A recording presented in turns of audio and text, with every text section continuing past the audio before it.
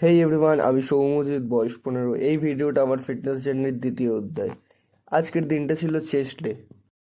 আমি ভবিষ্যতে একজন বডি বিল্ডিং প্রতিযোগী হতে চাই। এই স্বপ্নটা সহজ নয়, কিন্তু আমি জানি কঠোর পরিশ্রমই সফলতার একমাত্র রাস্তা।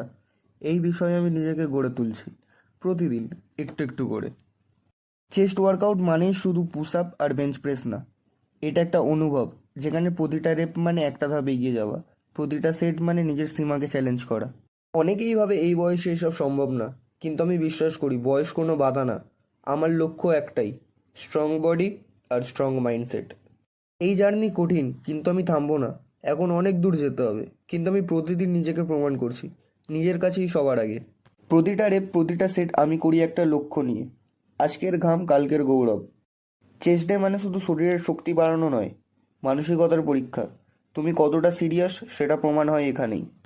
সবাই বলে তুই ছোট, এখন অনেক সময় আছে, কিন্তু আমি জানি চ্যাম্পিয়ন হওয়ার জন্য সময় নষ্ট করার মতো কিছুই নেই। বডি বিল্ডিং আমার জন্য শুধু ফিজিক তৈরি করা না, এটা আমার চরিত্র গড়ার জায়গা।